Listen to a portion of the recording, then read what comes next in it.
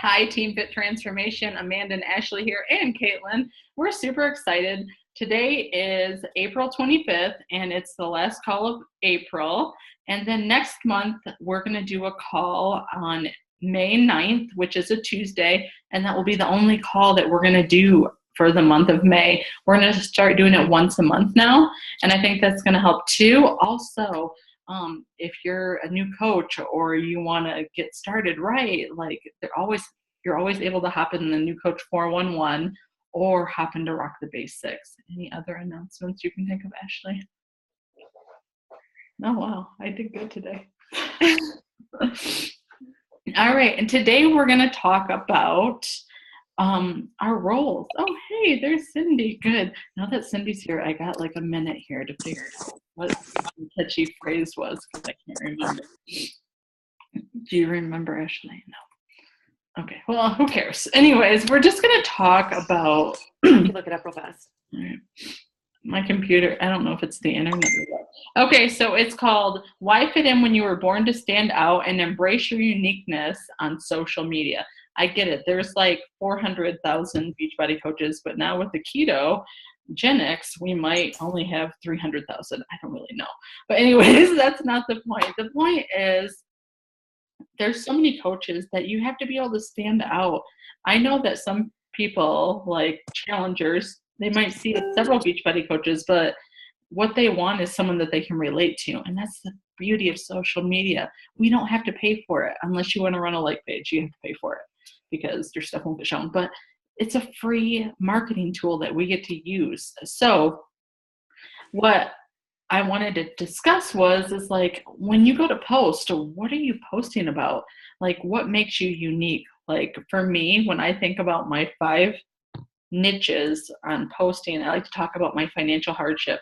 Yeah, I'm gonna tell you at first it wasn't easy and it's scary when you put yourself out there, but you don't realize how many people are going through the same thing or have went through the same thing as you.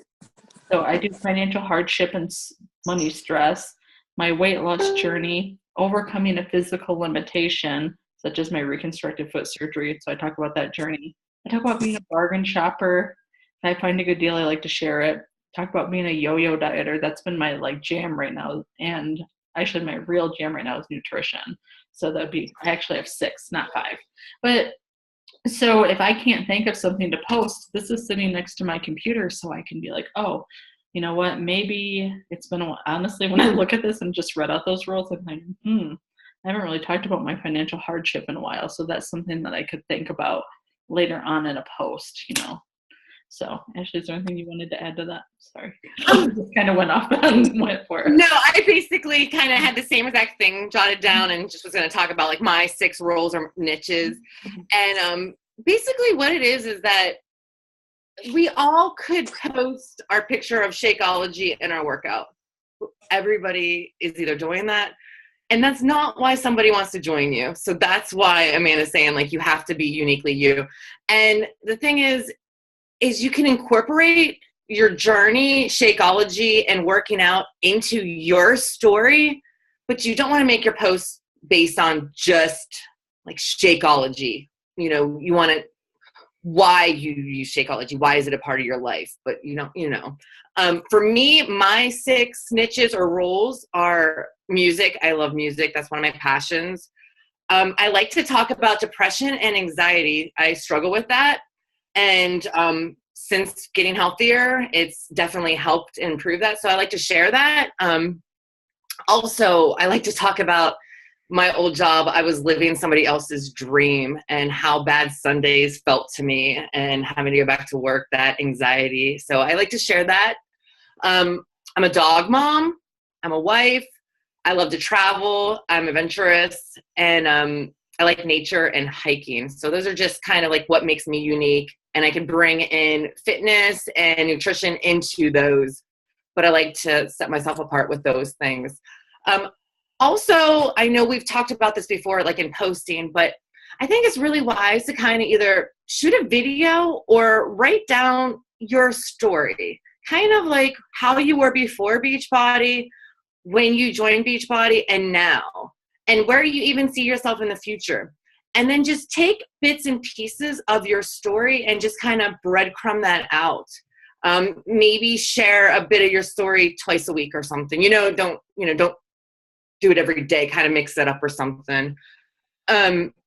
Definitely big are then and now. I think comparing yourself before Beachbody and to now.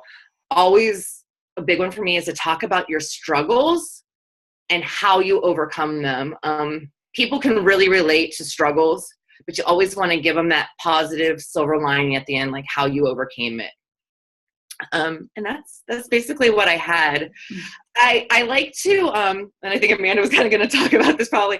I like to go to my Instagram and Facebook page every once in a while and just kind of look, because just like Amanda says, I know for me, it's like I maybe will be reading a book and I get kind of stuck on like a certain thing, and I'm maybe posting a certain thing kind of more often, and I forget one of my other roles. So it's really wise to just kind of audit yourself and like look at your page and just see how your posts go. And if it's the same thing every day, if you're mixing it up, if they flow good, if it's telling a story, if it's visually appealing. Yeah, and I was going to share, like, what I think about is when, for me too, is my goal is to be an advocate for health, fitness, and happiness.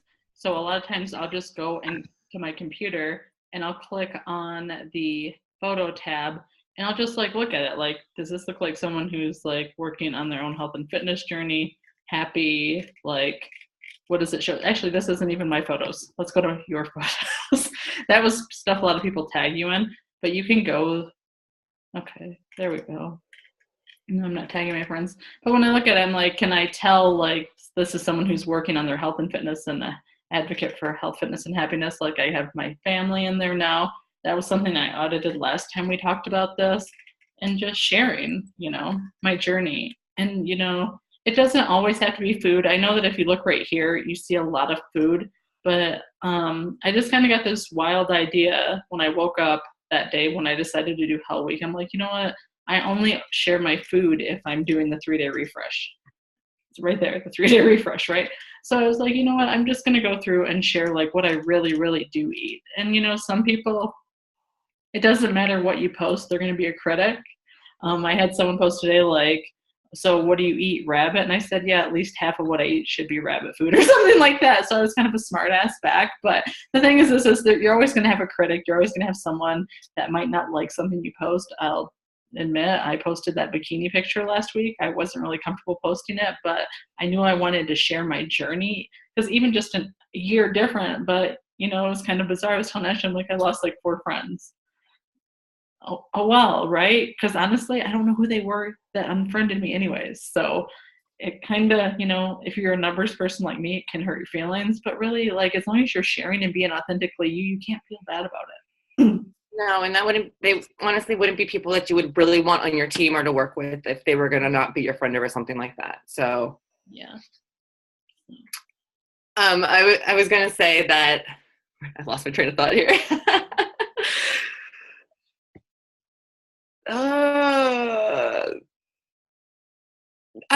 That this is like a really good thing I wanted to say is trial and error.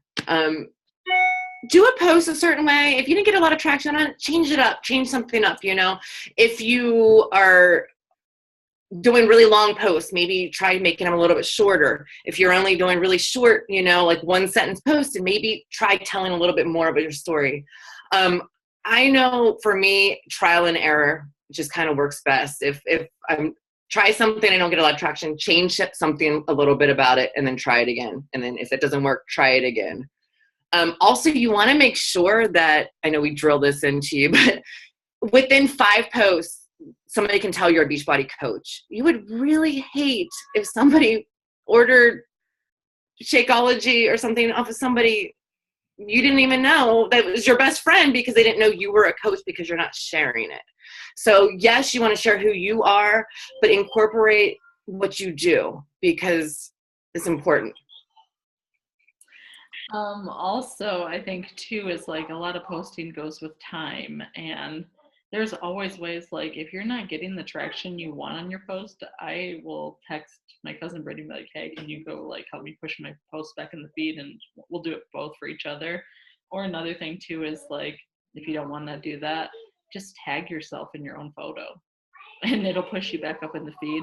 I do know one thing too that I'm learning with Facebook is with algorithms, when you share something, they automatically just drop you to the bottom of the feed. So it's better just to be authentically yourself and just share your own picture, your own text and everything like that. And I know too that if you want to talk about Snapchat, that's cool, but just put the ghost in your name. Don't put the word Snapchat because Beachbody's docking you for that. So it's a lot of trial and error on things. That's the same thing with Instagram. If you post on Instagram and then share it to Facebook, I guess that they don't like that, and it's actually like kicking you down in the system, which, you know, like. Yeah, they have so many weird rules. So it's better just to be authentically yourself, and just share the word Shakeology if you want. That's fine. But the thing is too is, like, when you're posting about it, like, you don't always want to say the same thing. So I was telling Ashley the other day, I'm like, I'm gonna post a different type of before and after before I was pregnant. But then I was like, I'm gonna have to. I told Sarah Morrison I'm gonna have to brain dump this because I don't know what I'm gonna say. I'm like, because that's like 3.5 years of, or like 4.5 years of, like, posting a story. So I just took out the big parts of it, so just, you can always breadcrumb it. I used to post my before and after only once a month. And I think that was hard for me because then I was like, oh my gosh, I got to share everything. But if you post your before and after once a week, or, a face-to-face Friday or a transformation Tuesday, I like to kind of keep my Facebook like a challenge group, I guess you would say. So always Tuesday I do transformation. Monday I want to be motivational. Wednesday we talk about wellness or workouts. Thursday let's talk about shakes. Friday fitness. You could even do it that way if you want to. If you wanted to schedule out all your posts. Ashley and I were talking earlier in the week. We're like, yeah, because she goes hiking and she's like, you have all these cool nature pictures. I'm like, yeah. I'm like, when we're out driving, if I see somewhere cool, I'm like, Chris, pull over, let's take a picture. You can always backlog those pictures. I'm using pictures from Easter Sunday right now. We recorded a video of it because, you never know if you're looking, you're blinking or what. And then I just snapshot it and then you have them. So that's something to think about too if you're like out and about. Put your phone down, take a picture of yourself. Anything? I don't know. I could go on and on. I love social media now. I used to not like it. I used to get nervous about posting anything, but honestly it is trial and error.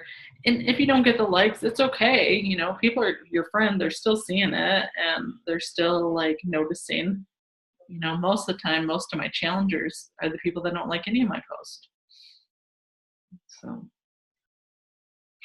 The people that end up being your challengers. Yeah, did I say that wrong? I'm sorry. No, I just was asking, like, You guys, I'm carb deprived. That's all You're fine. But I did eat my cod first before I got on this call. But yeah, so I thought since we have some extra time, I'm going to stop the recording. I think it'd be fun. Let's audit our posts, like our Facebook right now. Like, you can just look at it and see what you got going on.